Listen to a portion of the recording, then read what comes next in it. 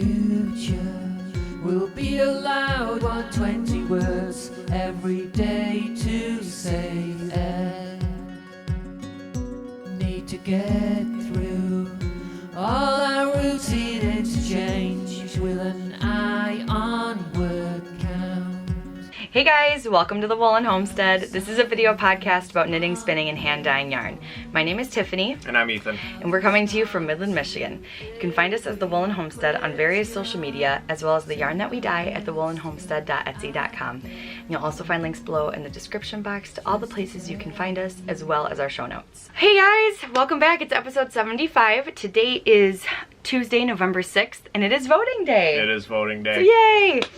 We went and voted this morning. First thing in the morning. Yep, so we're hour after the polls opened, actually. Yeah. So it was nice. We got in and out, and it was easy breezy. So yes, go out and vote if you did not. But other than that, I think that's all we're gonna say on that. Right. Well, the only other thing, it was kind of weird going and voting because our church that we like our voting is in a church for our precinct and our ward. It's in a church, and we just go in, and there's depending on which precinct you're in, you go into either the fellowship hall or like a I don't know, like a little banquet area too.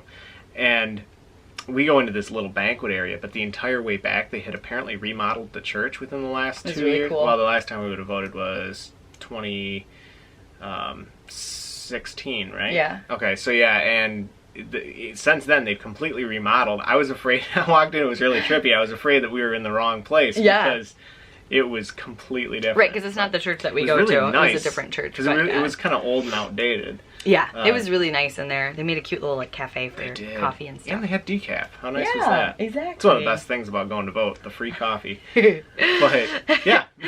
So yeah, let's see. You're not wearing any knitwear this week. I've just got my Hot Mess headband on.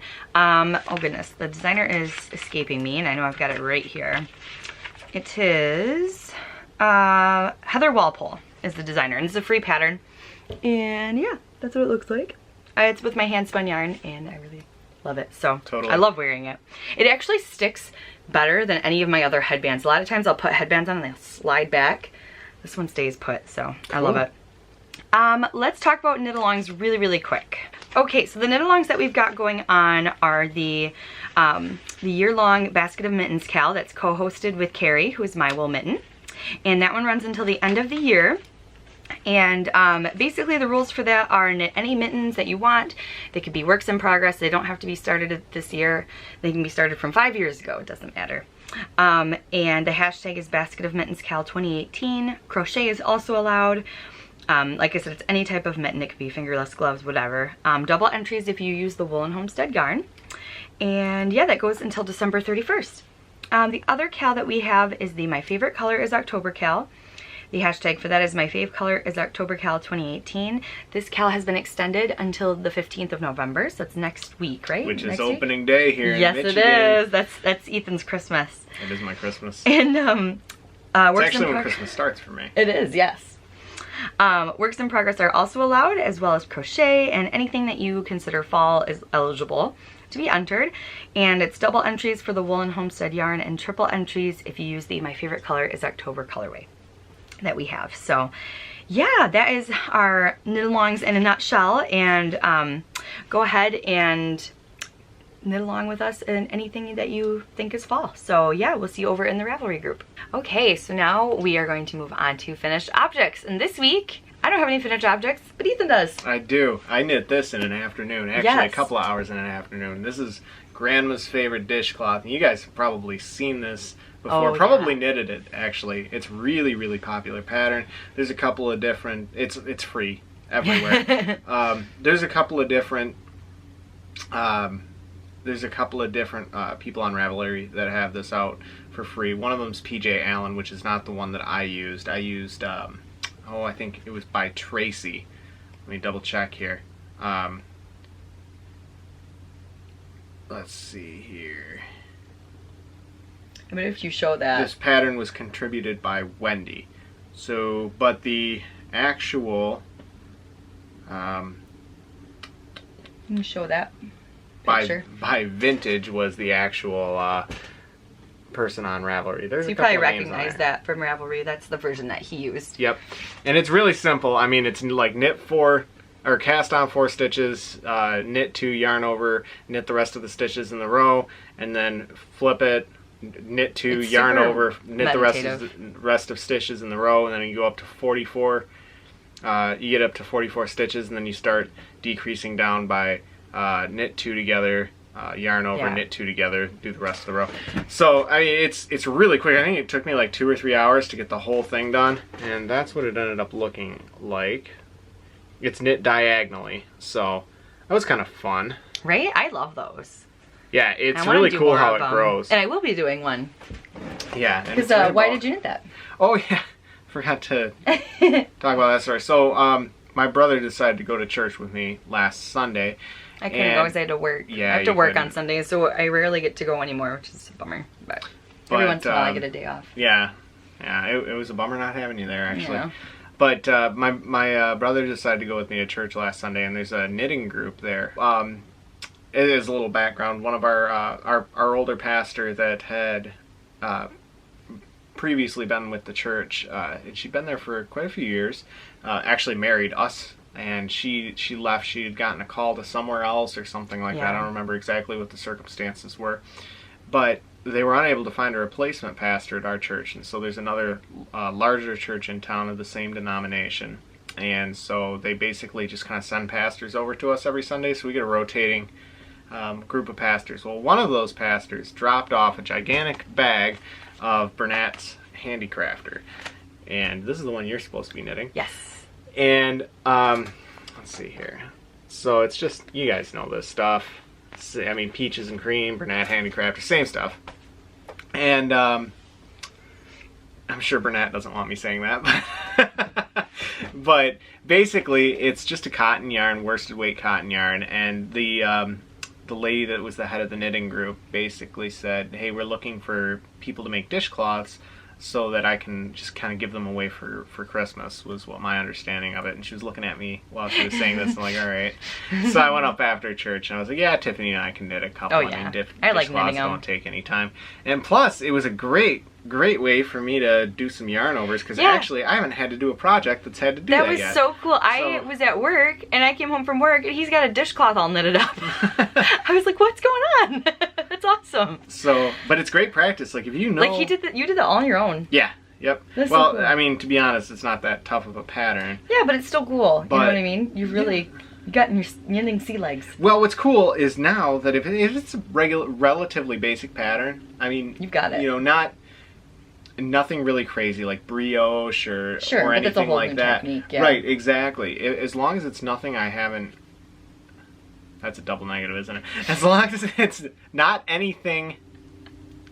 As long as it's not anything I haven't seen before, I'm good with it. Which is really cool to be at that point in my knitting. Yeah, it is. It's a good feeling. Like, for example, I worked on the socks from hell the other night, and I only needed like a little bit of minimal. Like, I just checked with you was Yeah. actually all I did. Yeah. I was like, hey, am I gonna really screw this up if I keep going this way, or am I on the right track? And all you had to do Yeah, is go, you're I on just the right helped you track. like rearrange the needles. That was the Yep. other thing because the pattern was different. Exactly. Yeah. But now I'm feeling like I'm pretty confident doing Yeah. pretty much any pattern as long as it's got stuff that I know. But you know, casting on, binding off, Totally. almost all the common stitches now. I'm pretty good with. So Yeah. that's It's really awesome. exciting for me because I feel like I'm a real knitter now. You are. But yeah, anyway, so this thing has been really nice. I'm actually thinking about making a bunch for us. I think that'd be because great. These I've been meaning to, and I nice. just haven't done it. And it's so I about would the right love that. size. It's really too bad I can't knit them up really quickly because it's got that texture that garter stitch has, you know, that kind of ribbed texture. Yeah. And so so it'd be really nice for like scrubbing my hands after working on the cars and stuff, I think. Just kind of like getting in there. And, Oh, yeah. Yeah, totally. But Yeah. So Yeah, I should so- have mine. Actually, I'll probably have to take a picture because it will be probably back at church by next week when I do mine. But probably, yeah. So I'll have to take a picture of mine next week. But cannot wait. So yeah, is that anything else you want to say about that? No, just that I knitted them on size 7 needles. I think the pattern said size 6 or 7, but I wanted to go as big as I could with it. Sure. So I ended up doing a size 7, and I don't think it looks like the knitting is too loose or anything like that. Cool. Um, No, it looks great. And it was just size 7. What was interesting though, I knitted it on some metal circulars. You know, it's knit straight, but I just wanted to do the circulars because I don't have any size 7 straights. And it was really nice. Knitting straight on circulars was really, really nice. I'd never done that before. Because the first project I ever made was actually a dishcloth too. I got about a quarter of the way into it, and that was on Peaches and Cream. Yeah. That was done on straight needles, and once it started getting bigger, I didn't like it as much. But I used the metal because I was like, oh, the cotton's going to be really sticky and whatnot. It was hard to keep it from sliding right off the needles with the metal. It is. Plus, I've been knitting with mostly wood for the last couple of months. Yeah. And haven't really used... got used to that. Yeah, so... Awesome. But I think that's about all there is to say about a dishcloth. Yeah. I mean, we got 7 minutes on a dishcloth, so it's not too bad. All right. You're up. Only us. Right. All right, shall we go into works in progress? Okay, so for works in progress, I am working on my Yuletide mittens. And it is in my favorite color is October bag from Random Fandom Bags, which I adore so much, with the really cute patchwork on the back. And this is a pattern by Lindsay Goodall, who is our bestie from Simply Serving. And I got a whole mitten done. I just have to put the thumb in. So yeah, I'm super excited. This is also one of her little charms. I had my little Halloween ghosty on there because he's so cute. And yeah, I'm really excited. These fit well. And yeah, so I'm really, really happy with that. And it went so fast. Oh my gosh, these are just such a quick knit. It's really enjoyable and very addictive. So, and it's been nice. I'm using, let's see, Patton's Classic Worsted for the white, and then Nature Spun Nordic Blue is the color of the blue. So they're both non-superwash worsted weight yarns, and so it just lends itself to color work very nicely. So I'm really enjoying that, but I love those that little rose. So there's one down here too. This one I kind of fudged, but like I said last time, I said I was really tired one time when I was working on these. And I looked at the chart, and it had nothing to do with Lindsay. It was all me. I just was like, oh my gosh, I'm too tired. And then I put them away after that when I realized honestly, I messed up. you can't really even see it though. Right? The whole, especially since it occurred right in the thumb area. Oh yeah, I did it over here too. So. But yeah, it's not. Oh, you know. I did it on the front and the back. You can't even really see it. You really can't see it. That's cool. So what I like about those long cuffs is that one of the worst things that can happen to you in winter, well, two of the worst, I guess not two of the worst things, because there's a lot of bad things that can happen to you in winter. Car wrecks. Yeah. On ice. There's some worse things. One of the more annoying things that can happen to you in winter, and anybody from the north definitely knows what I'm talking about here, is when you're snow blowing, gets packed in around your packed in around your cuffs, or even shoveling, or wiping off your car, the window on your car, or it gets right around the neck, or your boots, in your boots. Because when snow gets packed around that area, it doesn't melt right away. No. What it does is for our southern friends here, what snow does when it gets packed around those areas is it gets hard, and it turns to because it melts kind of quickly, and it melts, and then it turns to like an ice ring kind of right around your cuff. It just hangs out right there. It just kind of hangs out because it's not close enough to your skin to melt entirely, but it's just close enough to melt and then refreeze once the cold air hits it, and then your cuff basically gets this ring of ice balls around it, and once it contacts that bare skin, it's excruciating cold. It sucks. And so having that's why having long cuffs is awesome, because you can pull your coat right over top of it, and it gives you like 2 different layers going in different directions to prevent that snow from getting in. And for snow blowing, it's especially worse, because when you're pushing a snowblower, if the wind blows, it doesn't matter which direction you got that snowblower turret going, that snow's coming right back in your face. Happens every single time. You can start out with the wind at your back, and as soon as you start up that snowblower, Mother Nature switches the wind around on you, because it knows that it'll be kind of funny, the guy across the street snowblowing in a completely different direction, the wind's blowing in his face, and you're blowing in an opposite direction, the wind's blowing in your face. It's a complete anomaly. I don't know how it happens, but we need to study it. It's an act of What else God. do we have for whips? Do you want to show one of yours? Yeah. Okay. I haven't actually worked on this week, but I'm going to show it anyway. Because I'm kind of proud of it. Because we've been doing a lot of work to make it work. Yes. This is my build your own DK weight hat. And I think it was Gretchen Tracy that did that. And I'm knitting the child size, which is working out really well for me as far as the sizing. It's dead on. I mean, and you know, this could be different between different yarn bases. At least for our Polworth, I feel like we got on just different gauges too. Yeah, exactly. Different gauges of knitting, and I'm going to completely admit here, I did not do a gauge swatch or anything. I don't for hats because they're a hat. But it's just 2x2 ribbing here, you can see, and this is a free pattern, so I don't mind divulging pattern details here. But, and it's the right size for the like the length and everything has definitely been spot on as far as up to this point. This is like a great size for a brim. I hate having too large or too small of a brim. Having too or cuff, you know, that is the worst when it's a little bit too small and it doesn't really like go up far enough, you know.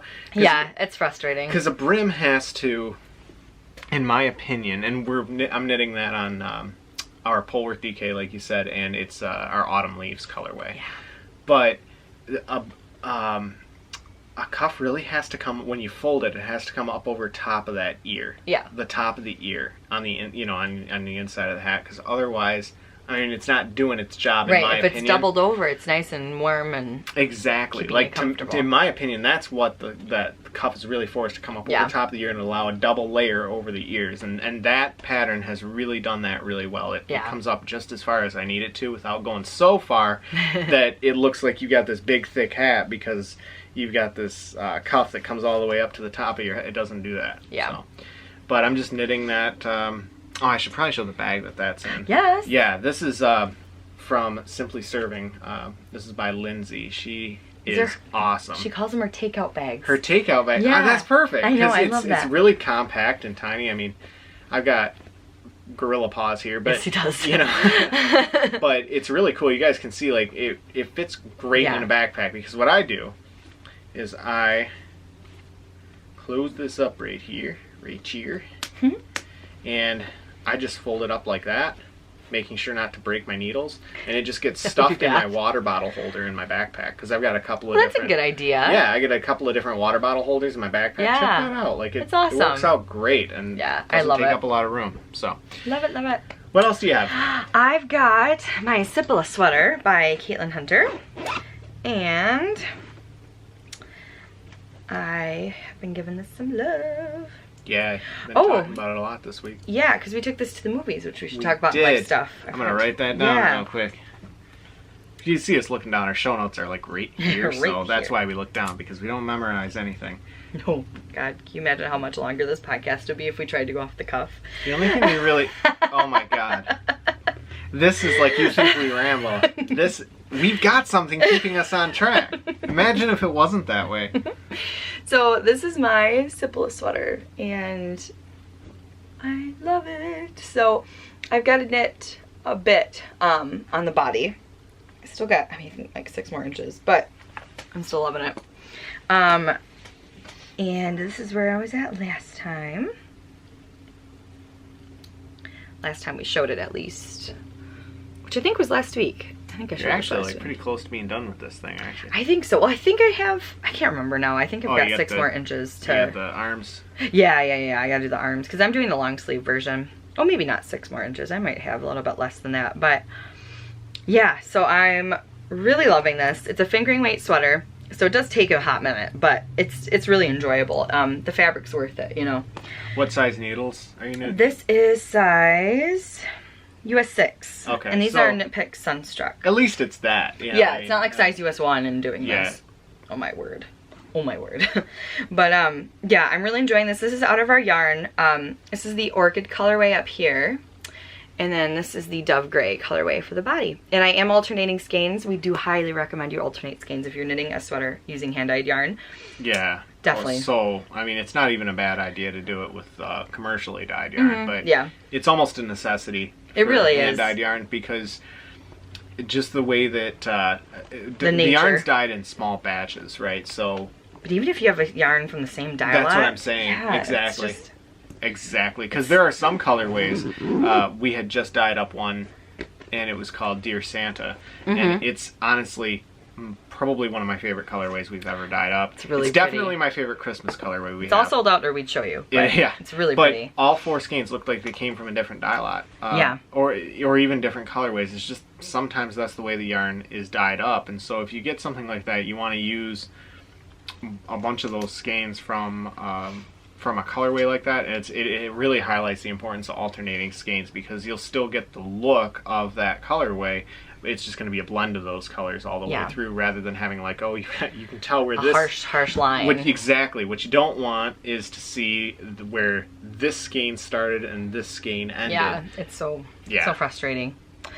So that's my Sipola sweater. Do you got one more thing to show? The socks from hell are on their alive. way. They're always alive. They're actually staring at me constantly. Yeah, but you actually got them out me, this week. Judging me. Okay, so here they are. These are. You've revived them. I have. I don't even know why I started working on them again. Yeah, I think we were watching a podcast, or I was watching when you were. I just kind of pulled them out and started working on them, I guess. Yeah. And this is on our Blueberry Crumb Cake colorway. This is on our sturdy sock base, which is really, really cool, because I'm always amazed at how soft these ones turn out. You know, when we, we call it sturdy sock, but there's quite a deal of softness to this as well.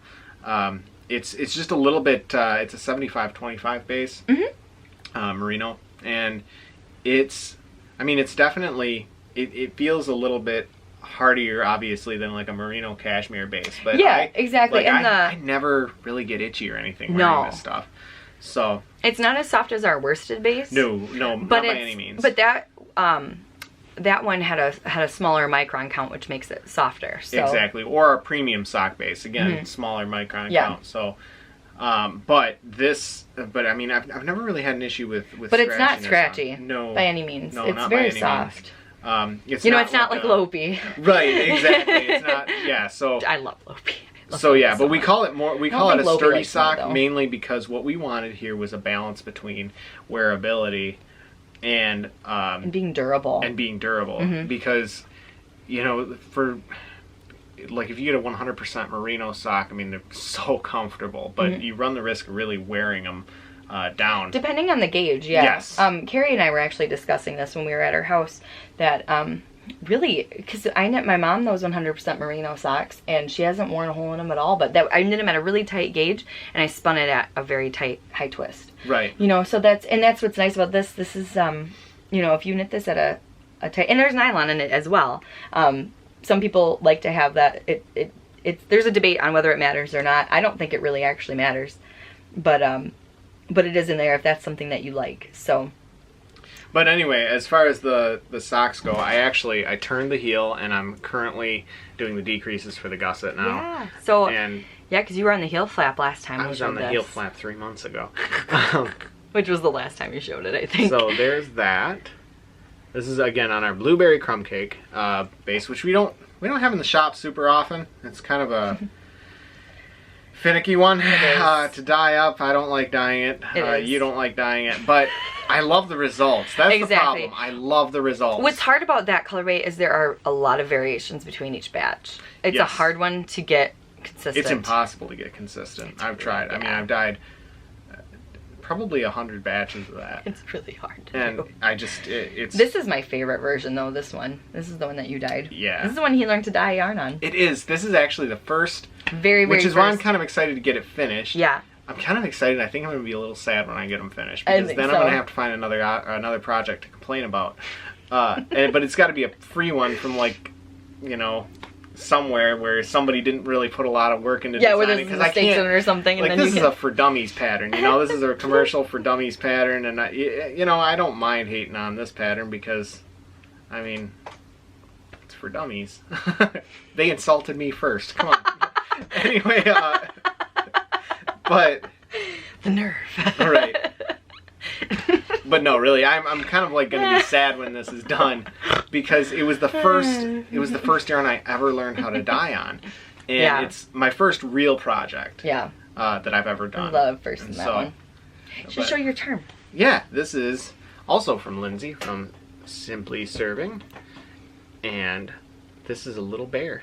It's so cute. And he's got a little nose and little ears. And he's got a little tail. He's so How cute. awesome is that? So, yeah. Also, my DPN cozy here was also from Lindsay at Simply Serving. This one is awesome. I'm loving it. Yeah. Buffalo plaid. Buffalo plaid is really in. It's in, man. And I get to be the hipster. I get to be the hipster that says that I liked it first. You really did, though. I've been wearing buffalo plaid for years. We showed up to Walmart, and Excuse me. Everywhere, and I'm in full support of it. Like, everybody should have been wearing it before. You're just like shocked that you did it first for once. Well, okay, here's what's really weird is I'm in style for once in my life. This is the only time this has ever happened in my life, and I'm riding it out. So this is, I love the stitch pattern on this. I love the buffalo plaid. I love the pine trees. I mean, conifers are my favorite just because they smell good and they're always green. I think everybody should have a conifer in their yard, because then, even in the winter, when all the leaves are down, you just got sticks. You're looking at sticks. You have green somewhere. Yep. Think about it. So, that's all I've got for works in progress. Maybe next week I'll have these done. That's a lie. I won't have these done next week. I have revived another project. Have you? Yes. My gin and tonic sweater. Yeah, and why have you revived that? Because I randomly one night got it in my head. That never happened. That, oh, I have a sweater on the needles. I should try and get this done for Thanksgiving, so I have something to wear for Thanksgiving that I haven't worn before. That was literally how this happened. So, you know, there's like, what, 17 days left till Thanksgiving? So, we'll see how this goes. The sleeves are all done. So it's literally just the body. And this is a DK weight sweater. It's Gin and Tonic by Thea Coleman. So this is the front. Well, I don't know what's the front and back, but this would be one of the front panels and back panels. But then the sides have these gorgeous cables going up the side. That's cool. I know. Isn't that awesome? So, yeah. I'm really, really excited about this. I don't know if I'm going to make it, but I think if I really, really try, there's a chance. So I'm going to go for it. Because I really want to wear it. Because it does, I've tried this on, like on a bigger cable needle. And I put it on, and it fits really well. Like, it's got a lot of positive ease. It's going to be really comfortable. I'm not going to be, like, sausage casing in it. You know what I mean? It's going to be comfortable. So, I'm actually really excited about it. For a while, I wanted nothing to do with the sweater anymore. It was so weird. I actually slightly even considered ripping it out once. And I was like, do not do that, because you've got both sleeves done. You know, but I just wasn't loving working on it. That'd be a travesty. It would. You would have stopped me. I think. Maybe not. Probably not. I probably would have just said, yeah, whatever. Okay, do you I would have think? probably gone, yeah. Yeah. Whatever. Yeah, this is how it would have went down. And then I would have ripped it out, and you would have went, oh my god, why'd you rip it out? That's exactly what would have happened. Exactly what would have happened. But yeah, that was a very, very short thought, though, that I was like, I should rip it out. I was like, no, don't do it. But, yeah, because I just wasn't feeling it, and now I'm loving it again. Isn't that so how it goes? That I think it really is how it goes, especially for you. Yeah, it is. It really is. So this one, I mean, this had been in hibernation for quite a while, so I'm glad to have it back out, but I'm really excited about the thought of being able to wear it for Thanksgiving. That's really cool. And if I can't, then maybe I'll wear it for Christmas, but I just would love to have it done for Thanksgiving, especially I cast this on in January. You're just going to have to be a monogamous knitter there for the next couple of weeks. God, I don't know if I can do that. We're gonna try. We're gonna try. I was supposed to. I was going to knit it. I planned to knit it on last night, and then I was like, spinning, which I didn't bring up. My spinning's drying, but I did get some spinning done, so maybe I'll show that next week. So if you notice me looking up, I'm sorry to interject here. Yeah. If you notice me looking up at the display too much, it's because the record button's right over my eye. It makes it look like I got a big old red cyclops. Look like the Terminator. Okay. Anyway, sorry. Because they can't see it. I need medicine. Anyway, okay. So yeah. I was really fun in second grade class, by the way. This is our Marvelous colorway, and this is on our Polworth DK base. Also really soft. I love it. So, yep, this is our Polworth DK base and the Marvelous colorway. I am loving it. I'm really, really, really hoping. I actually, according to the pattern, I only have 2 more inches before, well, because it's got like some detail where you like increase up here. So I think there's a little bit more work, but like, I can't imagine only having 2 more inches of this. You know what I mean? So. 2 more. Well, it's 2 more inches before I start doing something else. Oh, okay. Yeah. I was like, what? Like, is it worn like a tube top? Yeah, no. Like a crop top, that sort of thing? Or, I was like, how does that work out? I would not wear that. No way, Jose. But, yeah, so I am loving this again, which I'm really happy to finally love it again, because I really didn't like it for a while. It made me sad, because I liked it so much when I was going to cast on. So, and I've been trying to knit that thing for like 3 years, so I'm really happy to have it going. Yeah. So, yeah, so that is it for our works in progress. We've got them all covered. So next, yeah, I'm not going to talk about my spinning this week because it's not dry, it's downstairs, but I did finish my Pleased as Patina yarn from Ice Melon Stash, but I'll show that next week. And next we'll move on to acquisitions. For acquisitions this week, my mother and I went over to visit Carrie and Elma, who is my wool mitten. And oh my word, this was so exciting. We have been trying to see each other for like, well, 3 years now. And so we finally were able to do it. Well, we tried to do it before and we got stormed out. So it was kind of a last minute thing. I just messaged her last week really quick and I was like, how's next Thursday? Okay, cool. Yeah, it was kind of like that sort of a thing. So Carrie, thank you for being so accommodating, so such last minute. But she was so sweet, and she, you know, I'll talk more about it in life stuff, but I'll show you the things that she did give us. So she was a bunch of yarn, and let's see. So she wrote down which yarns were which. So this guy right here. So this this colorway is Lord John Gray, and it's 70% Corriedale and 30% alpaca. Oh my gosh. So this is some of her farm yarn. I got to see some of these sheep, which is so cool. Like, I got to meet them. You got to meet the sheep? Yes, I did. It was awesome. Okay, then these two are Dunbonnet, and this is Corriedale and Murat Bond wool. And how beautiful is this color? You know what that looks like? What does that look like? Very similar to naturally dyed avocado yarn. Oh yeah, it does kind of. Very similar. Yeah, it really does. It's very similar, yeah.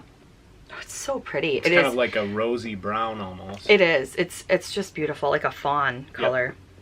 Yep. Just beautiful. So, love that. And this is, oh gosh, I don't remember how to pronounce this one. Havre? Havre. And how pretty is that? Oh. So this is just beautiful. And this is a 50-50 blend of Corriedale and alpaca. And then this is Lineage, and this is 100% Corriedale, and it's a mother-daughter wool from the sheep that she had there. So, that's cool. Image and Naomi. Yes, I know it. Isn't that cute? What are the sheep's names? Oh, you know what? I might have actually... Let me make sure that I got the right ones here. Yeah, Image and Naomi is what it says. Yep. Imogen? Image. Oh, Image Naomi. Yep. Okay, I thought that was... Are those the sheep's names? Or? Yes. Okay. Yep. And the colorway name? Lineage is the colorway. Okay. Because it's a mother-daughter. Gotcha. Oh, okay. So cute. A little slow on the uptake today. That's okay. No, you're not. Yeah, I kind of am. No, you're not. But yes, so this is just so gorgeous. Love it, love it, love it. Then that's not all, because she spoiled me hardcore. Oh, and some of that is actually yours as well. Yeah. I didn't mention that, but yes. She spoiled me. She just did. right rotten. So this is, okay, let's see.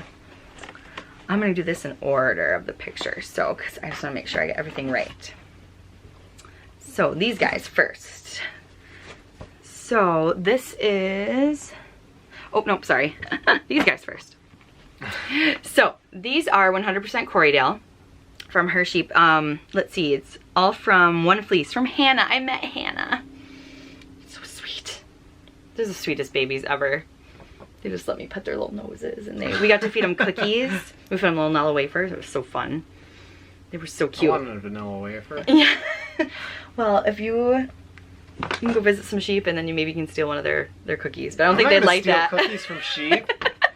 What kind of a monster would steal cookies from sheep? Well, then how about we go to the Dollar Tree and we'll get you some vanilla wafers. And then Stealing cookies from sheep. Then this is all Corriedale, and in the silver gray, so it's kind of a swirled color. So you've got it kind of blended in there, and that's from Francie is the silver gray, and then the darker is from Castle. And then the black, oh, that's the next one, the black and teal one. Yep. Oh, this is so cool. 4 of these. Yes, they're all 1 ounce ones. So the black and teal is Corriedale from Eli, who is Francie's father. I know, right? Sheepy smell. It's the best. And there's some silk in there, some other wool, Firestar, and even milkweed fluff. Yes, the milkweed was so sweet. She said she was walking out with her grandson, and they came across some milkweed, and he was like, Grandma, can't you spin that? Like, he recognized that it was something that you could spin. So I thought that was a really, really sweet little thing about this. You know what I think? So the teal in here, right? Mm-hmm. Ever since I was younger, like a little kid even, because I've seen spinners at like historical reenactments and stuff when I was a kid, and I would see these different colors that sheep don't come in naturally. And then I knew somewhere in my head that sheep were never this color, that people would probably dye it. But still to this day, I get an image of a teal sheep in my head. That would be cool. Actually, I mean, just spitballing here. Uh-oh. What if you dyed It's never a good thing. What if you dyed a sheep and then sheared it and then spun the yarn? Why wouldn't you just shear it and then dye it? Well, because then the sheep would be fashionable. It'd be walking around with like a teal mohawk. I'd do it. I guess we do it to dogs. We could do it to sheep. We do it to ourselves. I know, but I'm saying I have like animal grade dye. You could probably try it out. I think we're onto something here. Dye the sheep, shear the sheep. Don't let us get near sheep. Just don't let us even near You're them. never getting invited back. Poor Carrie's like, she's never seen my sheep. I love it. I just think sheep with teal mohawks walking around. Well, here's some more teal sheep. You can make them look like dinosaurs even. Here's some more teal sheep for you.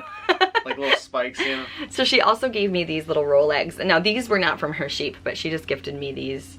And yeah, she thought I'd have fun. She thought they were my colors and that I'd have fun trying to spin these. So yes, I'm so excited to give these a whirl. And yeah, I've never spun from like a real Roleg. I did like a makeshift one before, but I've never, you know, like a properly processed one. No, for those of us that aren't spinners, what is a Roleg? Sorry. Because I have no idea what you're talking about.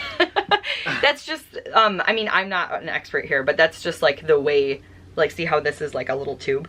Yeah. These are just referred to as Rolegs. It's just like the type of processing, I guess. So you start spinning it and then just kind of tie them in together, feed them in together? Yep, you go from end to end. So you spin it. Kind of draft it out this way, yeah. Yeah. See, I'm throwing out every spinning term I know. No. I don't even know if it's correct. I know. No, you're doing great. That was exactly right. So, yes, that's what a Roleg is. Now, the difference, there's also something called a puni or a puny, I think. Puni, it's P-U-N-I. Really? I don't know the difference between that and Rolegs. So, comment if you know. I was going to say, experienced spinners, let us know the difference between that because I don't know what those are. But, yeah.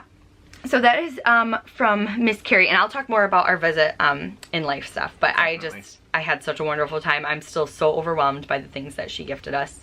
Thank you again. Thank you for giving Ethan some yarn as well, and my mom some yarn. We really appreciated it. We really do, and I already have an idea what I'm going to knit with mine. He's so excited, so yeah. I am too. I cannot wait. I love worsted weight. I know. I think I'm going to use mine, and I was telling her there's a shawl called a Nordic Wind, and I think I'm going to use it. There you go. So, hey guys, so it is Wednesday now, and as I'm editing the podcast, I realized I totally forgot to add in something right here. So I had asked Carrie how you guys could contact her if you guys wanted to get any of her fleece or anything like that, any of her sheep products. So she let me know that she has the white Corriedale roving for sale from Hannah, and she'll have a few small fleeces for sale, probably later on this month in the end of November.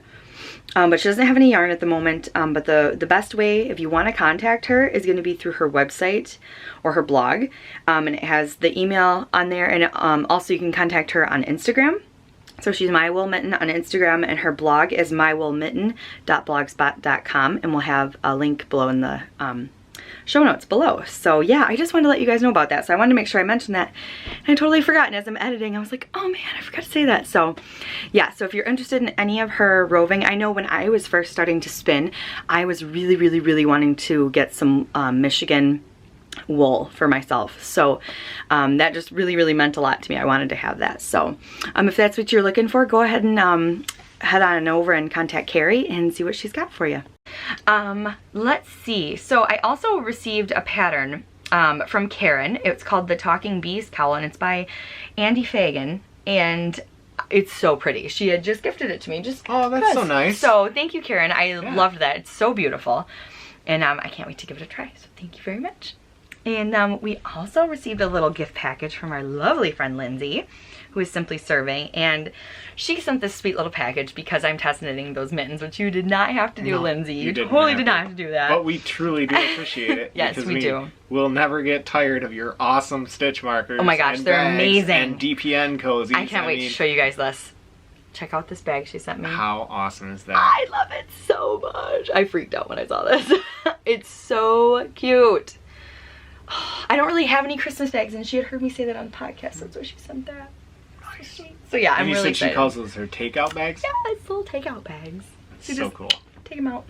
It's awesome. I know. It's perfect, actually. So yeah, here's her tag, and yeah, I love this. I cannot wait to put something Christmassy in here. It'd be Christmas socks or something. And good choice of color on the snaps there, you know. Yeah, they're like this really pretty gold. Like almost like a brass color on the, it contrasts really well. Looks beautiful. Yeah. I love this. So thank you so much, Lindsay. And then she also sent me some charms. And it even said thank you on it. I know it. It's so cute. Okay, so I totally freaked out when I saw these too, because it's a little head wig. And I just love it so much. There we go. There we go. Isn't he cute? Oh, I love him. He's carrying his little Hogwarts letter. And then she also sent me a little pumpkin. Here, I'm gonna take these guys out so you can see them better. So there's a little pumpkin.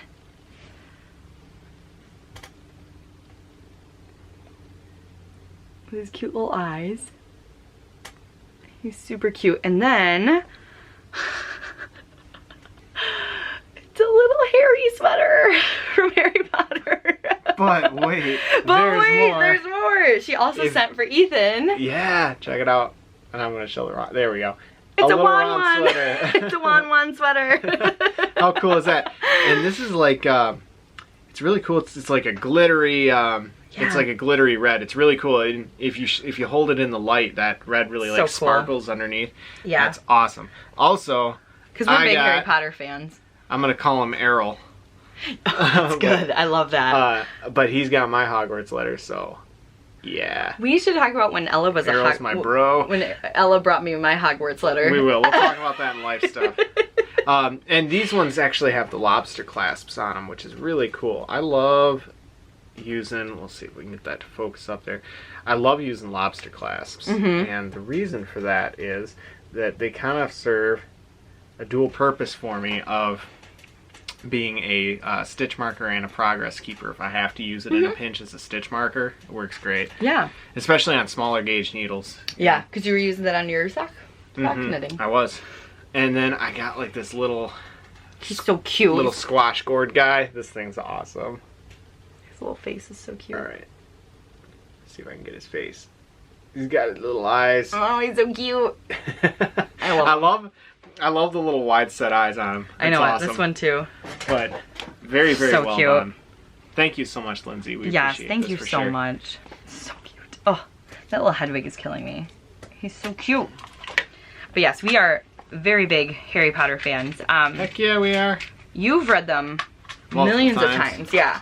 I'm a horrible reader, so I've read them. I think I've read them through once, and then I'm going through audio again. Yeah. Because we've just found out me and audiobooks work way better than actually sitting down and reading. But yeah, we'll have to tell you guys about about a Harry Potter themed birthday party I had one time. Yes. Because that was pretty fun. So yeah, that is it for acquisitions, and then next we'll move on to shop update. Okay, so the shop update is going to be this Friday, November 9th at 6 p.m. Eastern Standard Time, right? Eastern Standard Time. We wait all year for that. Yep. And now we can say, because we actually had somebody correct us one time and say it's actually daylight time. Yeah, I'm glad they did, because I didn't know. I had no idea what the difference was. I had no idea, so thank you. You learn something every single day. And because we just said... We always said Eastern Standard. Well, we said EST, not realizing that that stands for Eastern Standard Time when we're actually in Eastern Daylight Time for half the year. But now we're on Standard Time, which is kind of nice. Still not adjusting to it very well. Nope. But that's all right. I get up way early and go to bed way early now, and I don't like it because we're kind of night owls. Yeah, we really are. We kind of just fell into that recently. And I know it's only an hour. Just changed. I know it's only an hour, but it feels like more. It does. Anyway. Also, I just wanted to mention it's on, so it's on Friday, and we always do our updates every Friday at 6 Eastern Standard Time. And yeah, the shop can be found at thewoolenhomestead.etsy.com, and there's a link below if you want to go directly to the shop. So let's show you guys what is currently hanging out in the shop right now. Totally. So this is mistletoe, and it is it's a nice emerald green with some bright red, and there's some browns in there, and it kind of fades from almost a really light green to a darker green as well throughout the skein. So and there's darker splotches of green in there as well. I'm really liking this one. Yeah, it's really pretty. It really kind of looks like mistletoe to me, at least when I picture mistletoe in my head. Yeah, this is what I picture. So. Yeah, and this is on our sturdy sock base. Yep. So 75% superwash merino, 20% nylon. Totally. This is also another new Christmas. This is Groovy Grinch. Yes. This is another Christmas colorway, brand new for 2018. It's a play on our Groovy Unicorn colorway. It is, yep. And you'll probably notice it looks kind of similar, actually, to our Groovy Unicorn. We don't actually have one of those in stock right now, but it's very similar. But the difference is this one has bright red and sort of red and pinkish red speckles throughout. And it's on this bright green base. And the camera... isn't really picking up the depth of that green very well. It's it's really blowing it out. At least on our viewfinder. At least on our viewfinder, it's not. It's kind of blowing out. It's much more of a darker lime green than it's showing on the viewfinder. But I like this one. I wanted to do a Grinch colorway, especially since there's a new Grinch movie coming out. Yeah, I want to see it. And who is it? The voice of the Grinch? Cumberbatch. Yeah, Benedict Cumberbatch. Yeah. And I like Benedict Cumberbatch I do too. really, really well. We watched all the Sherlock stuff, so I'm really so excited. Good. And I actually listened to some audiobooks by him. That would be cool. A killer voice. A killer voice. I actually listened to Sherlock Holmes on audiobook by him. It was awesome. That would be so cool. So, we're definitely going to go see the new Grinch movie. That was kind of the motivation behind it. Yeah, we want to see the Grinch movie, the Nutcracker movie, the Harry Potter movie. Oh my god, there's a Harry Potter movie coming out. How did I not remember that? Yeah. It's going to be a good fall. It's got to be out soon if it's not already. No, it's got to be out soon. Is that? Okay. I think it's mid-December actually is when it's coming out. I thought it was November. Okay. Well, yeah, regardless. We'll go see it. We'll go see it soon. There's a lot of good movies coming out. There is. Yeah. There is. We don't usually go to the movies a No, whole we lot. don't. But just recently. We have been recently. This is our butterscotch colorway, and this is a nice sunny yellow base with some really dark brown speckles and light brown speckles as well throughout. And this one, I mean, I like it. It seems like kind of a harvest time color to me. It is. I feel warm when I look at it. Yes. You know what I mean? It's a very like a goldenrod colorway. Yep, for sure. So I'm really liking this. This is on our sturdy sock base. That would pair well with any of our like our fall colors. I think it would pair well with. My favorite color is October. I think would look good with it. Definitely. This right here is Cherry Blossom. This is on our Polworth DK base. Yes. You dyed this up. I did. I actually did a little bit of dyeing. It's been a while since you've done. I know. You said you were going to maybe do some more later this week. I think so, yeah. So, and this is a nice bright pink base, and it's a very happy color. Yeah, this was one of the first colorways I ever came up with. If when I you're first started the shop. if you're already kind of succumbing to the winter blues with all the clouds and cold weather out there, this is the color for you. Yes, It's happy very pinks. bright. There's some happy pinks in there. Happy little trees. Happy little pinks. And some purples as well. Some nice dark dusky purples in there. Yeah. And it's really aptly named because when I think of cherry blossom, this I love cherry definitely blossom these trees. tones and colors come to mind. Let's see, what else do we have here? We also have jack-o'-lantern. Yes. And this is on a nice dark orange base, and it fades from like a dark orange back into a light orange, back into a dark orange throughout the skein. And I wanted it that way. I wanted it to replicate the different tonality that you get in a pumpkin. We got some black fine speckles in there, and we got some green sparingly throughout to kind of represent kind of a pumpkin stem sort of color there. And this won't be dyed up again until next year. No, it won't. Yeah, this is completely done. This is for what this year. we've got in the shop is what we've got left for the year for that one. Exactly. Also, I've got some Old Red Barn, and this is I really like this color. I wasn't so sure about it at first, to be honest with you. I really wasn't. I was We were like, this trying is out a a new one-off. dye. I was trying out a new dye, and actually ended up over dyeing on the new dye because I hated the new dye so much. Yeah, but and it then, turned out really well. And then I dyed over it, and I was like, well, yeah, it looks all right. And then when you came up with the name, I was like, oh, I totally see that, and now I really like it. And basically, what this is a kind of a rustic red over top of a there's kind of a yellowish in there, and it's kind of hard to see on camera, but there's definitely like some really light yellow tones in there, and it does kind of look like an old red barn. Yeah, like the different tones that you would see from like paint chipping and stuff like that. Or paint fading differently throughout the years. From wherever the sun was hitting it. Definitely. Yeah, definitely.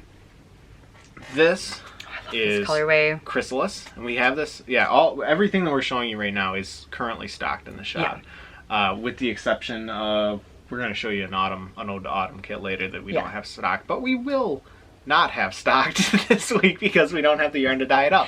But it is coming. It is coming. Yeah, We do it'll have a probably be yarn next shipment. week. We have a yarn shipment on the way. Yeah. So, but basically, this is chrysalis. This is a nice bright green, and there's some pink streaks throughout, and the gold. The gold is my favorite about this colorway. I think gold and green look so cool together, and these gold speckles, I love them. And there's also some blues in there as well. We also have Vintage Christmas. Yay. So this How cute would that look in my... is- I already knit this colorway, but it would be cute in my little bag. You know what this reminds me of? What? Is those old Rathco ornaments. They're like glass ornaments. You used to be able to get them at McDonald's nursery. Yeah, yeah. And old like C9 bulbs, and just a really nice classic Christmas color. Yeah. It's bright greens and then bright reds as well. I mean, And this what colorway more do you want out of a micro-stripes. Christmas color, you know? Yeah. This colorway micro stripes when It you knit does. up. And if you check the listing, you can see what it looks like knit up. Yeah, definitely. So that's what that looks like. And then it kind of fades in and out too, because we wanted that older look to it. You know, lot of we didn't want tonality go, to it. We wanted a lot of tonality. We didn't want to go like a We didn't want a solid, solid, yeah. a solid green and a solid red. We wanted to make it interesting because Yeah. it would have been really easy for us to just, dye up something more or less solid with another more or less solid Just color dip right dyeing there. it. Yeah, that would have been Exactly. easy. But we decided we really wanted that tonality to get that kind of a vintage look. To give it, I guess, more of a handmade, hand touch sort of Yes, appearance. totally. So, we also have Fossil back in the shop. Yeah. And this is on our Polwork DK base. This is my favorite gray we've done so far. I really, really like the colors in there. And this is just basically your basic dark heather gray sort of, and it would go well with pretty much anything. This is a skein of ruby. I mean, I like that. I think that would look really cool Ooh. together. Okay, so I'm on a Tecumseh kick. I don't know if you've seen this sweater, but it's a really popular sweater going on. No. You've probably seen it, but maybe didn't know that's what it was. Probably. But it's a pattern by Caitlin Hunter, and it's got the color work with like the crosses in it, and then there's like this like shield motif to it, and it's really, really pretty. And I just, those colors, I think there's 3 or 4 colors in that sweater, but those two together, maybe like the gray is the background and then the crosses, red is the crosses, would be really pretty. That would be I'm really on that kick. awesome. I had nothing. I didn't really care for that sweater. I thought it was pretty, but it just wasn't speaking to me. Then I watched the Christy Glass Knits Tell Me About Your Rhinebeck Sweater, and it was like, it's like a 2-hour-long video. It's amazing. She just goes and asks everybody about the sweater they're wearing. There was a ton of those. cool. And now I want to knit it. Definitely. That's how that goes.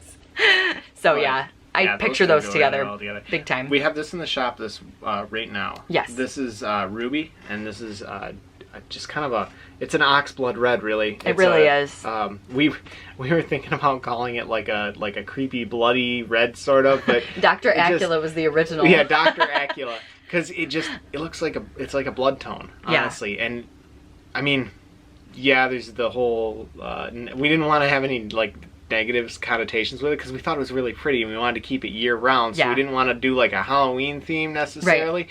But I mean, honestly, the color of, but the way to describe it, it's an oxblood. It's an oxblood tone, and the thing is, like, that is such a pretty color. Like the tone, like the blood tones are pretty colored. They are. They They're really very are. pretty. Like very deep red. Yeah. And so we'll have some in the shop on Polworth, possibly this week, but definitely once we get our new yarn shipment in. We've got a couple of skeins of this saved back out that we might put with kits. There's something I want to talk about with the kits when we get to the kits, because that's part of the kit. As long as we got this out here, we might as well show the Ode to Autumn shawl kit. Yes. So I don't know if we're going to have these for this Friday. We have to figure out it depends when the yarn gets here. It really depends on when the yarn gets So here. that's what we're kind of running on right now. So we don't want to make any promises that we will have them. For those of you who don't know, the Ode to Autumn shawl is by Jennifer Rundhaug, and she used our... The very talented Yes, Miss Jennifer Driftless Rundhaug. Knitter.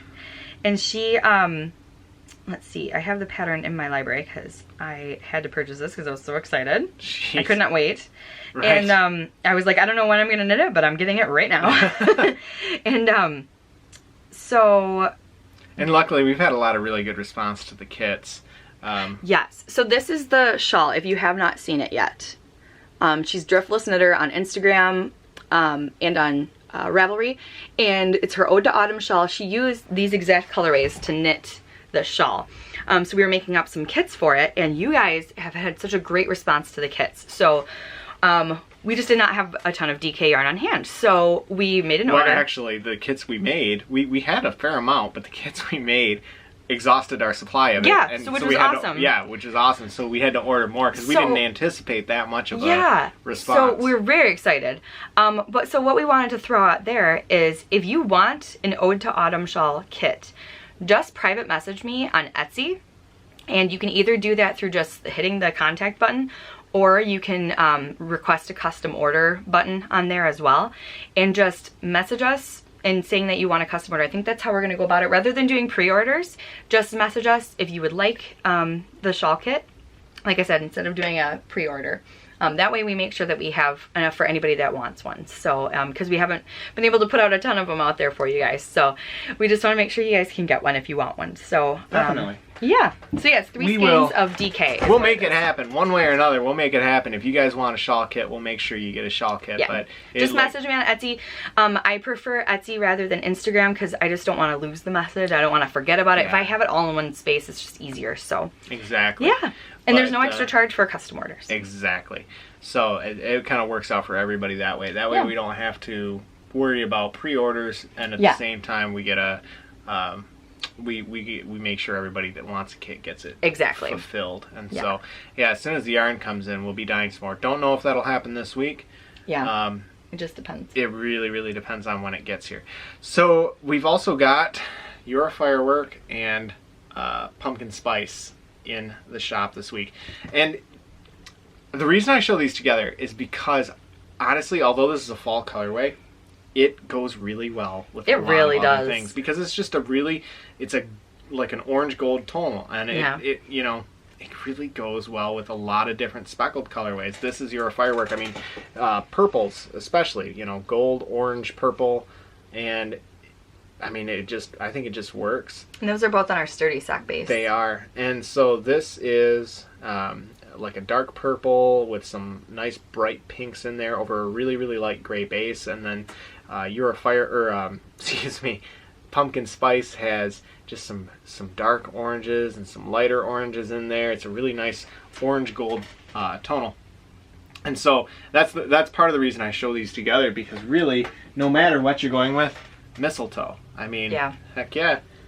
You can do some really fun color combinations with it. Yeah, definitely. So, I mean, it's pumpkin spice, you know, so it's technically a fall colorway, but I've even considered doing that more or less year round, just because it goes really well with So we'll probably keep it a stocked whole for lot. a good while. That's what I was thinking, for sure. Yeah. But as far as that goes, that's all we got in the shop this week. I'm dyeing up some extra yarn today to go into the shop update on Friday, November 9th at 6 p.m. Eastern Standard Time. And it's the woolenhomestead.etsy.com, and that's where you can find us. You can also find us on Instagram. Usually on Fridays, I take pictures of the yarn that I'm going to be putting in the shop, and I post them on Instagram just to, you know, let you guys kind of see what's going to be in the shop. You guys can take a look at it, and I don't usually post everything that's going to be in there, just a couple. So if you just see like, oh wow, there's 2 colorways that he's posted, that's not everything that's going to be in there. It's just I don't want to have a whole string of, you know, and sometimes posts. it just depends on how much time we've got, you know, because I'm Exactly. usually getting out of work at 3:30 and we do our update at 6, and I can never get out of work on time, so it's just one of those things. It's like oh, it's time to leave, and then 5 more people come in. So Exactly. It's just one of those things. And it's been kind of like that lately. It's been like that so much, but that's okay. So that's kind of what we like to do on Fridays. And then, so like I said, message us if you want an Ode to Autumn shawl kit, and we can get that set up for you. Like I said, just message us on Etsy, and we'll be good to go. So let's move into life stuff. Okay, so we're gonna move on to life stuff. So this is the section of the podcast where we just talk about what's been going on in our life. So for the last week. So we had quite a bit going on. We did. And some other things to babble on about. Definitely. So first off, truck's completely fixed, knock on wood. Drove it out to the woods the other day. Did phenomenal. I actually posted a picture on Instagram. So people have been wondering what the truck looks like. If you head over to Instagram, you can actually see a really neat picture of it out in the woods. I mean, it's where it looks best, right? In the woods, on a dirt road. Definitely. Looks really good. So very, very happy about that, because it's been out of commission for a couple of weeks now. Yeah. And luckily everything's all good with that. Before we forget, we gotta tell them about your Harry Potter birthday party. Because because we were just talking about that. Okay. Yep. So a couple of years ago, your family had asked, you know, oh, what kind of birthday party would you want? Well, yeah, we're gonna throw you a birthday party. Yep. And so I said, well, let's do a Harry Potter one.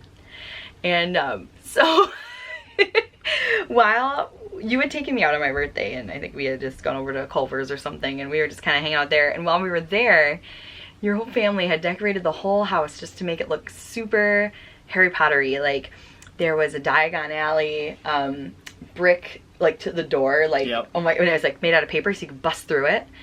And you had made me a wand. You had like carved a wand, 2 of them. That was really cool. And out of antler, actually. Yeah, that was really cool. And then there was just a whole bunch of things that was decorated in Hufflepuff colors. I'm a Hufflepuff, and like all of the dogs had cute little costumes, and like Benny was Dobby. Was he Dobby? Yeah. I thought he was they dressed my brother's dog up as Dobby. They dressed my brother's dog up as a house elf. I think Benny was a Gringotts goblin. Oh, okay. And then your mom's dog was Fang. Yep. That was so cute. And then Ella, you had made Ella a little costume, a little owl costume. You know, I'm gonna dig into the archives. I'm gonna find a picture of it because it's too funny not to share. Because I just screamed. I thought it was the cutest thing ever. I just couldn't handle it. I thought it was so cute. She was dressed up like a little owl, and she had a Hogwarts letter that Ethan had typed up for me tied to her leg, and it was so cute. And I just couldn't handle it. She had a little hat so the owl head was like a little hat that he had made out of foam with little like googly eyes on it. Oh, it was the cutest thing ever. And then she just had like a gray t-shirt. The dog had no idea what was happening. But she was such a good girl about it. She sat on the porch and she just like wagged her little tail, and like, oh my god, it was the cutest thing ever, and I just died over it. It was so cute. The funniest part for me was humiliating the dog. Oh yeah. But So yeah, that's just what I wanted to mention about, because we were talking about the Hogwarts owls that Lindsay had sent us, and Yep. I always think of Ella, and I kept that costume too. You did. He made little foam wings too. Oh my god, that was so cute. So I love that. Oh, I love that so much. So we've also got something new going on this week. Brand new dye day. Or recording day. yes, recording day. Not dye Well, day. maybe a dye day too. Dye days Maybe kind of dye just day. depends what's going on in the week. Yeah. Now that the truck's done, you have a little more leeway with that. Yes. But because working on the truck depended on which day was good weather. That's for sure. So now we're done with that though. So maybe we need to talk about that. But but yeah, so we are gonna try a different recording date. So today's Tuesday. Usually we record on one of my days off, which is usually a Wednesday or a Thursday. Usually it ends up being Thursday. Yeah, and then that's been like... It's been a nightmare. It's been a nightmare, exactly. It's been a straight up nightmare. It has been, because I've been fighting with iMovie. I figured out though how to play iMovie's game, and I wrote everything down what to do. I saw it as I was cleaning up the desk the other day, and Yeah. I like just kind of put it up Yep, top. yep, just keep it right where it is, because I have to play iMovie's game in order to get it to work with me. And I just found out I can't rush iMovie. I have to let it be slow and just let it be and do its thing, and it will work. So it's just been crashing on me. Because this is a new Mac, I know. relatively new Mac. And we it's- got it last year. And it's the only program that crashes on us all the Yeah, time. the rest of the time, this thing's awesome, and we love our Apple devices. Don't have any real Yeah. issue with them. I mean, we got all of our devices are Apple. Our iPads, we got iPads, iPhones, and the Mac, And the and it computer, works yeah. really well because they all communicate with each other Yeah. very, very well. The only thing we're missing is an Apple TV, which we've actually been kind of contemplating on getting, just because It would be then cool. it would be everything. Yeah, they could all And, talk. Yeah, so But yeah, so I've learned how to play the iMovie game, so I'm just gonna do we that. even updated to Mojave. Yeah, we updated the new update that came through. Still giving me trouble. So if anybody out there is like a computer wizard and knows about iMovie and everything, feel Like free to crashing all the comment time. or we upgraded. So we upgraded to Mojave. Mm-hmm. We've made sure that iMovie's up to date. Yep. We cleaned out the SD card that we moved things over to. Yep. You cleaned out the The downloads. desktop. Yeah. You cleaned out the desktop. You cleaned out the downloads in iMovie. Yeah. And so far, it's still pretty much doing the same thing. So if you know Yeah. any secrets to iMovie, don't hesitate to comment. Or if you have somebody that's a friend that's a computer whiz, Yeah. And I've had some people give me suggestions on different programs, because I had asked about that. I think I am going to stick with it because it is free. yeah, and it came with the computer. Yeah, exactly. So I think I'm just going to stick with that, because I have found out as long as I just let it be slow, it's not that bad. It's not that slow. I just was like, all right, let's try to do this quick. You know what I mean? So Right. I'm just letting it do its thing. And then, and that's going to work. So, but yeah, if there's anybody knows why it's crashing all the time, or if that's happening with other people, I would just be interested in that. But so that happening was running us into trouble. We were trying to get the podcast up to you guys before our shop update happened, because sometimes we were showing you what we were going to put in the shop, or we were talking about what we were going to have, or you know, just keeping it relevant, you know what I mean? So we're saying that we're going to have an definitely. update, you know, otherwise if we say we're going to have an update this Friday and it's Sunday.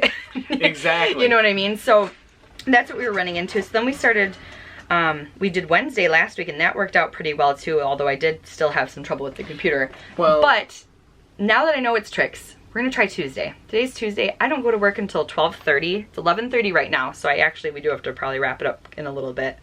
But we started a little got bit a late, while. so we did start a little bit late because we had to go to the polls. So right, that and we made a decided this difference. morning, like, oh, let's try this. It's Let's like give, kind of a spur of the yeah, we're like, moment let's thing. give podcasting a try today. So I think we're gonna try this from now on. But it's working out really well so far. yeah, Um, and I can just edit it tomorrow, so or Right. tonight when I get out of work at 9. yeah, So because I'm dyeing yarn today. Otherwise, I would try and edit it. oh, that's yeah. Yeah, but what else did we do this week? We went to see Bohemian Rhapsody. Guys, it was so good. It was It was so good. So that actually ties in. It was your mom's birthday on Yes. the same day, and we kind of decided, oh, let's go see Bohemian Rhapsody. We had dinner with her, and then we decided, well, it was her and your family. Yep. And you know, we had gifts and stuff, and then we were like, well, let's go see Bohemian Rhapsody after dinner. So that was kind of fun. It was another kind of spur of the moment Yeah. decision, actually. We happened to see there was a showtime, and we had to leave pretty much right away. Yeah, but it was fun. We made it on time. It was a lot of fun. So good, guys. It's so really good. Good. I try never to really listen to movie reviews. It's not getting good reviews right now. Yeah, which is crazy. I try not to listen to movie reviews because a lot of times I think people don't take the movies at face value. They dive into them a little bit too much. Because everybody that isn't a movie critic that I've heard that's gone and seen it loves it. Yeah. It's literally the movie critics are the only ones that are like, meh. Yeah, exactly. I'm like, I loved it. I thought that they did a pretty good job of portraying it, and the executive producers were apparently part of the band. So yeah, there's some timeline inconsistencies between the movie and real life. Right. But you know, it's supposed to be an entertainment movie, and I think that's where the critics are really getting it wrong. Yeah. A lot of the critics are focusing on the inconsistencies between the movie and real life. Yeah. And they don't use inconsistencies to disrespect Freddie Mercury in any way, or to disrespect his memory in any way, at least in my opinion. I didn't see anything that really disrespected his memory with the timeline inconsistencies. Right. If anything, it really respected him, and a lot of the critics are focusing on those inconsistencies in the timeline. But this was really meant to be a entertainment movie. It was never meant to be a biography, let's sit down and watch this biography of Queen and how things happened, and it was never supposed to be like that. And I think that's what they're really missing. Yeah, there's gonna be an Elton John one coming out next summer. I'm so excited. Definitely. So it's called Rocket Man. And you know that one's got to probably be accurate, because I could imagine him throwing a fit if it wasn't. Oh yeah, I would imagine. Oh my god, I don't think he's shy about throwing a fit. Tantrums and Tiaras. It's a documentary about Elton John. It's really funny. But yeah, oh my gosh, I'm so excited for that movie. Okay, yes. But yeah, obviously.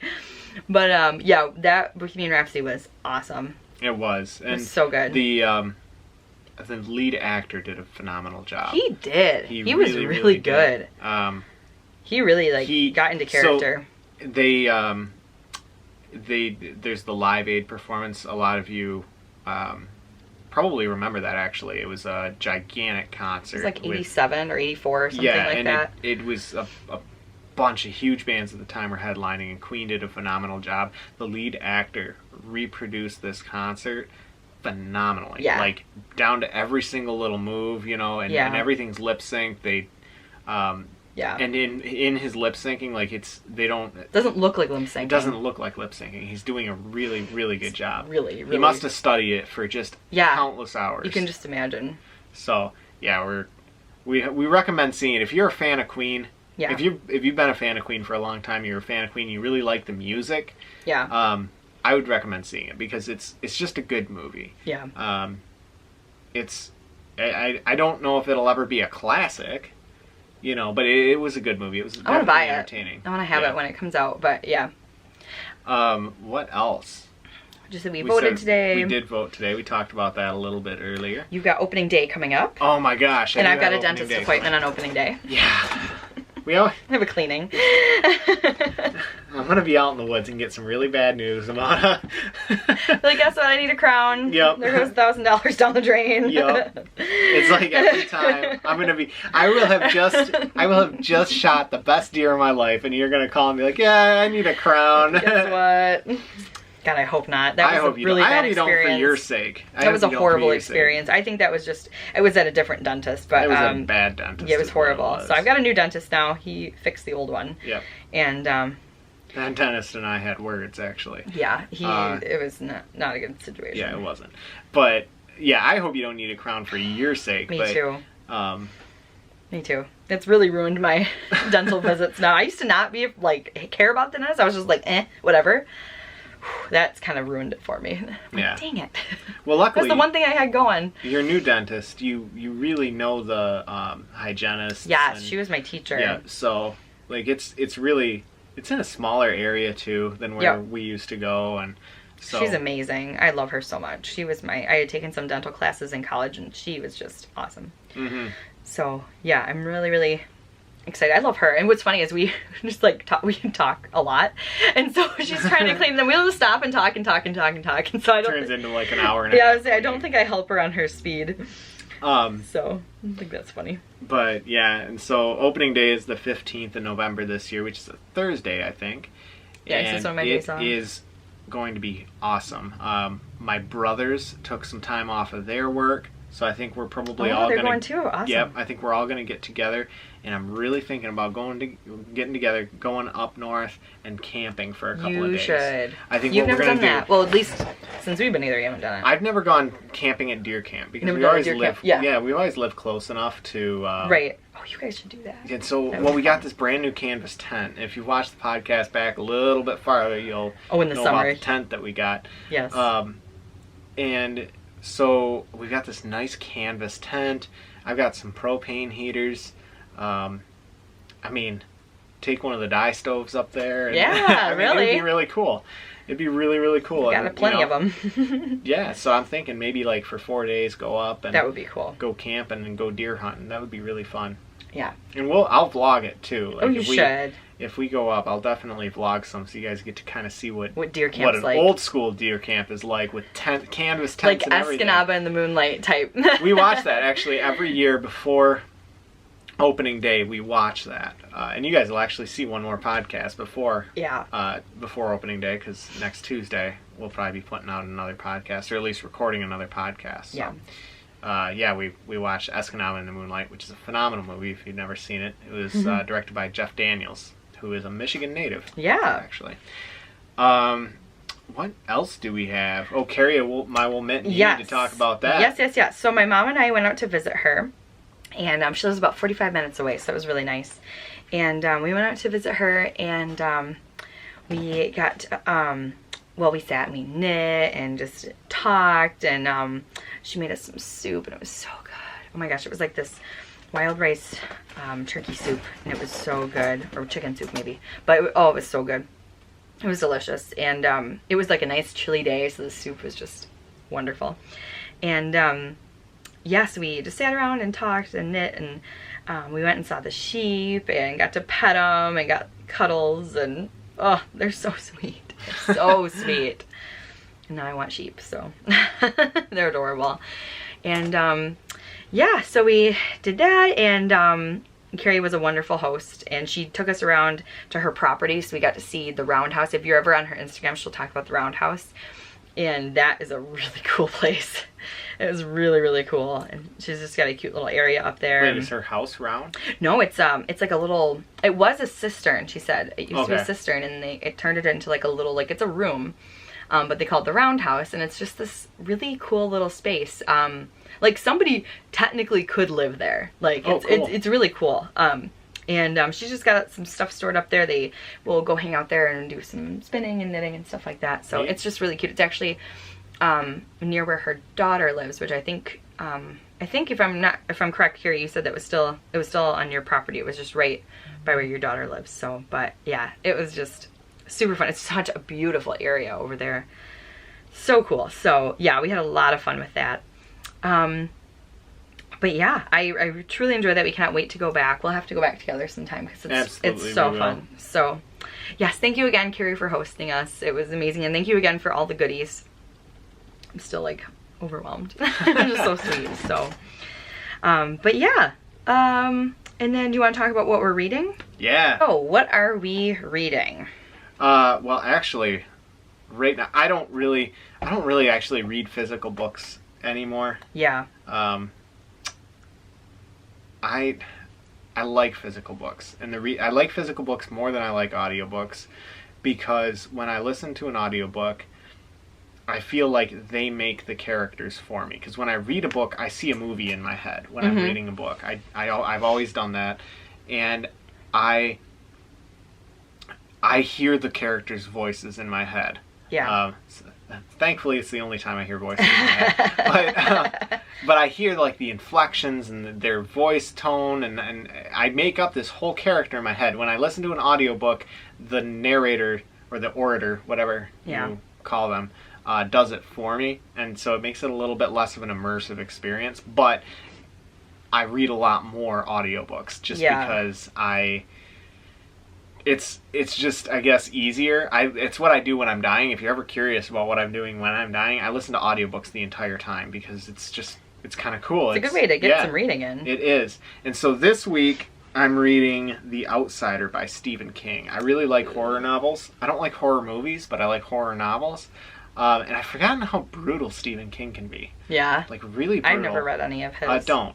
Yeah. You wouldn't it's not like my thing. It's not your cup of tea. Nope. But I've forgotten how brutal Stephen King's novels are. I mean, I read most of it, and I want to say I started one of his I thought that other movie ones, was good, the new one. The movie I hadn't was seen good. the old one, yeah. But they cut out, honestly, in the movies, like it especially, they cut out a lot of stuff. Did they? Yeah, they cut out a lot of stuff that audiences would not go to the theater. Gotcha.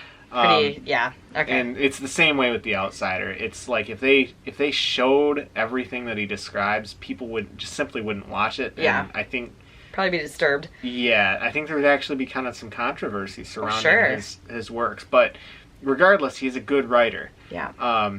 And he's a really, really good horror writer because he makes it spooky, and that's the other thing I like about horror novels is I like the spooky stories, but I hate jump scares. Yeah, me too. It seems like the majority of horror movies out there nowadays just kind of like go straight for the jump scares as a cheap trick. Yes. It irritates me. It just makes I'm me so mad easily now. scared too. If you watched last week's episode when we did on Halloween, you were scaring me every time you went, Happy Halloween! Yeah, It scared the crap out of me every time. Even though I knew it was coming, it still scared me every time. Right in the intro. Especially that first one you did because I didn't know that was coming. Yeah, that's true. Oh, that scared me. But, yeah, so this has been a really good book. I will caution you against, if you're ever up in a deer stand alone. When you told me this, I couldn't believe it. If you're ever up in a deer stand alone, as it's getting pitch black out, because by the time you actually climb down from your deer stand, shooting hours are over, and I use a climbing stand, so it takes me about 15 minutes to actually get out of the tree. By the time you're down on the ground, the woods is dead quiet and pitch black. You can't even see your hand in front of your face half the time. Nope. And if you've been listening to a Stephen King horror novel about monsters and you're alone and all you can hear is your own heart beating and can't see your hand in front of your face out in the woods without your flashlight on, yeah, that's not a good deal. So I caution against that. I made that mistake. And I'm normally pretty comfortable in the woods. Especially, like at night, it normally doesn't really bother me. I think we all have that kind of slightly on edge feeling in the woods at night because I think it's like a primal thing. Yeah. That if we're in the woods during the daytime, you're pretty much completely relaxed, and then at nighttime when it's all dark and kind of spooky, we all have that kind of like on edge feeling. But I'll tell you what, that's amplified when you listen to a horror novel on audiobook. Won't be making that mistake again. Good. So what else? What are you reading recently? Currently I'm not actually reading anything, but what I've got on hold, I'm just waiting for it to come in. It's called We Were the Lucky Ones by Georgia Hunter, and it sounds really, really good. I'm not sure if it's considered nonfiction or fiction, but it's a true story, but it's written in like a novel way. Because I was listening to the podcast called What Should I Read Next? And if you know the blog Modern Mrs. Darcy, Anne Vogel does that podcast, and it's really, really fun. So she'll have people call in, and she does like matchmaking with what kind of books you should read. It's really, really cool. So she had Georgia Hunter, who's the author of this book, she had called in, and she was telling the story. It's a Holocaust story, but it's just a really interesting story from the sounds of it about survival and everything, and just how they regrouped as a family and everything. So it sounds like it's really good, and it's got, I mean, it's a New York Times bestseller. It's got really, really wonderful reviews and everything. So it got a good rating on Goodreads too. So I'm really excited to give that a listen. It just sounds really, really good. So I think it's neat how it's a true story, but it's not written in like biography form, it's in a novel form. Right. So I think that's going to be really, really cool. Oh, I don't think I ever talked about this, but I finished a couple gosh, like a month or two ago, I finished, That's okay, because I'd like to start introducing this segment. Yeah. Because we both cool. love reading. Yeah. I don't know why we never talk about it. I'm sure a lot of the viewers like reading, too. I had talked about it earlier in the year. I had done a little bit of talking about reading in the podcast, but I'm just a bad reader. But now I've discovered audiobooks. It's a lot better. Mm-hmm. But I had read, through audio, I read A Tree Grows in Brooklyn. I had started it on physical book. Yep. And then I wasn't reading it. I was like, I just want it. So even though I have a book stand, you know, set up so I can do that, but the projects I was wanting to work on weren't like stockinette. So that's what I was running into trouble with. So yeah, Tree Grows in Brooklyn. I really enjoyed that book. I really, really did. So I didn't have it on audio through the library, but there's a version on YouTube. And so she's, and she got like permission to post it and everything. She has it like on her credits and everything. But her name is Bev Wolf, I think is what it was. But if you just search A Tree Grows in Brooklyn audiobook, you can find it. And, you know, she's not like a trained narrator, you know what I mean? But it's it sounds like, you know, she's a teacher. And so it just sounds like when your teacher would read to you in school. Like, it's kind of nice. Which is honestly just as good. Exactly. So just in a different way. Yeah. So I really enjoyed it. But yeah, that's, I read that. So yeah, that's what I'm working on. And yeah, we've only got a couple of minutes, so we should probably... The only thing I want to add is for people that just like audiobooks or whatever and just aren't really sure how to... Oh, yeah. How to find them, you can actually, if you live in the vicinity of a public library, your nearest public library, you're likely able to get free audiobooks through them. And what you do is you download either the Overdrive app or the Libby app. They're both from the same publisher, I think. Yep. And that's what we do. Yep. And you get free audiobooks loaned to you from your library. Yeah, it's like 20 days you get it. Yeah, 21. Yeah, 21. Yep.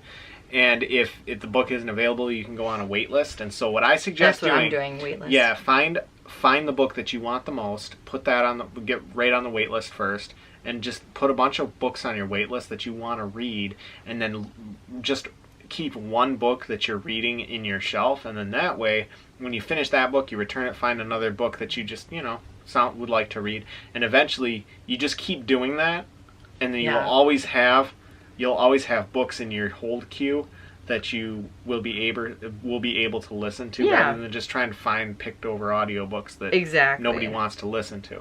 Exactly. So stuff will always be, as you finish one, another one will be probably coming through or almost ready to come through. That's how I did the Harry Potter books too, was through that, and I really like it. But this is the way the interface kind of looks. Yeah. So I got a Dave Ramsey one on there, just because why not? I like Dave Ramsey. But this is the way that the interface kind of looks, and we'll see if we can show that. And it basically, you can go up, and I'll see if I can find... Oh, I don't want to... I almost hit return. Oh, gosh. I wouldn't want to do that. So you can go to your shelf, and you can look at... your library.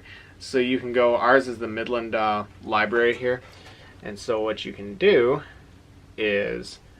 You can scroll down to... That's my phone not... There we go.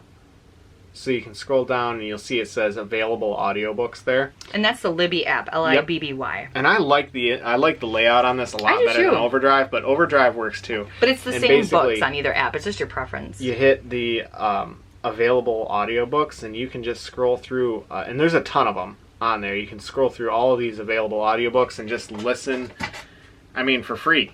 It's so cool. Like, yeah. It's so cool. Yeah, I think my dad had started doing that years ago, and that's my alarm. Time to get ready for work. Yep. But I think my dad had started doing that years ago, and he told me about it. Now I'm always listening to audiobooks, and I've read so much more than I used to have. I know, it's just great. It's wonderful. So why don't we quick run into the question of the week, and then we're going to leave you there, and I'm going to head to work for the day. So, I will too. And you're going to head to work today too. We're just going different places. So, yeah, because you got a busy day too, man. Oh, yeah, such a busy day. So, so question of the week. We thought this would be kind of a fun one. So there seems to be a very major debate on when it is okay to listen to Christmas music before Christmas. There's not really a major debate. There was on my Facebook. Good well, God. Okay, here's the thing. There are people that feel way more strongly about it than they probably should. I had posted the other day on Facebook. It was the day after Halloween, because that's my official day to start listening to Christmas music. Is November 1st. Okay. So I posted on my Facebook, I was like, it's officially Christmas music season now. And oh my word, it was funny. It made me laugh. I wasn't mad at all. I think some people were getting serious. Like, they're like, no, defensive. not till after Thanksgiving. Because in the US, we have Thanksgiving the last Thursday of November. So I know in Canada, you guys have it in October. So if we were going by those rules, I would be just fine listening to it after Halloween because that'd be after Thanksgiving. But in America, a lot of people are very, very like hard and fast rule. No Christmas music till after Thanksgiving. Now, I love Thanksgiving. It's one of my favorite holidays. I don't over like, you know, just gloss over Thanksgiving. I love me some Thanksgiving. So I just kind of lump them into both. You know, both seasons. Well, here's what I don't get. There's a lot of people that get defensive of Thanksgiving, and I have a response to you. Why are you defensive over Thanksgiving? I like Thanksgiving just as much as the next guy. But everybody complains about it, how they have to go see their relatives that they don't like, and they gotta cook this big meal, and that there's crowds, and that the Black Friday shopping is terrible. And it's like, I never hear anybody be like, oh, Thanksgiving's great. But they get really defensive. The people that don't have to cook say that. I say that. However, that being said, I'm a little bit different than you. I don't listen to Christmas music on November 1st. I think that's a little bit too early. I have a hard, fast rule for myself. I start listening to it on the first day of gun season, which is November 15th. Right, so we're not that far off. No, but we're 2 weeks off. Yeah. But it kicks off the Christmas season for me. Because typically, and here's why. Typically, it's colder than the dark side of the moon on November 15th, and it usually snows. Yeah. And so tell me how, I challenge you to be out in the woods while it's snowing and cold out and you're getting this nice fresh snow blanketing the woods. Try not to be in a Christmas mood. Just do it. Try it once. You can't do it. I tried. It doesn't happen. So you've given in. I've given in, and I just go, okay, that's the first day of Christmas, because it's just, it kind of fills you with a Christmas mood, especially when you get back home, you get like some warm soup. Oh yeah. You know, a nice hot sandwich or something. So, so what's the question of the week? So the question of the week is, so my Facebook thing, like, people were just freaking out. No, it's not until Thanksgiving. Right. Like, it was so funny. And then some people were like, you haven't started already? Like, I loved it. So, it's just so funny. So it's brought up it's a big debate at work too with us. It's so funny. So, because some of us at work like it early, some of us don't. So, but yeah. So when do you like to start listening to Christmas music? I think is what we'll leave it at that. Because it's at different, you know, do you agree with the not until Thanksgiving, or do you agree even like later than that? Or do you think it's like time in July? That's my brother. My brother's like, July, I'm listening to Christmas music. He will too. So yeah, I'm just really curious when your time to listen to Christmas music, when you believe that it is okay, or are you kind of indifferent, or are you very hard and fast that it must be at this date? So yeah, I'm just really curious. You know what I think it kind of comes from? What's that? A little bit. People that get really, really, really defensive over it being after Thanksgiving. It's a pushback against a lot of retail companies. Oh, I'm putting out Christmas stuff at like August, you know, September and stuff like that. Yeah, and that they feel like it's getting pushed too quickly. Whereas for you, you're not trying to push it. You're just like, I'm excited. Want the season to last as long as possible. Exactly. I'm just like a child. Yep. I love it. We went into the Christmas section of Walmart yesterday, and that was a blast. We did. It made us happy. It really did. Usually we do wait until a little bit, just cause we don't want to. I don't know why. We just sometimes just wait a little bit, but we were probably because we just don't decorate until we don't decorate until right after Thanksgiving. Yeah, we don't decorate till after Thanksgiving. Yeah, but actually, it's Christmas music. What's the harm? Actually, usually it's the first day you have off. After Thanksgiving? After Thanksgiving, and we start decorating. We go to Frankenmuth, and we have a whole thing. It's so fun. We'll do a video every single year, and we'll do it again this year.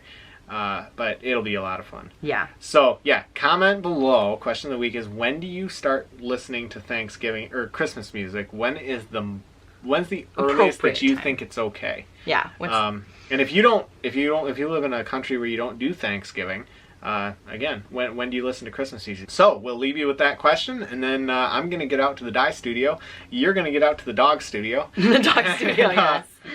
Dye some dogs. No, there's no dyeing of the dogs today. Some days there are. Dye mohawks. And I guess we'll leave you at that. Yeah, so guys, let us know what you think about the Christmas music debate. And we will see. I know this is going to get into a debate too. I think we're maybe poking the I know, bear. I think we are too. So. We're poking the YouTube and seeing what happens. Alright guys, we will see you guys next time. Take care. Bye. Bye.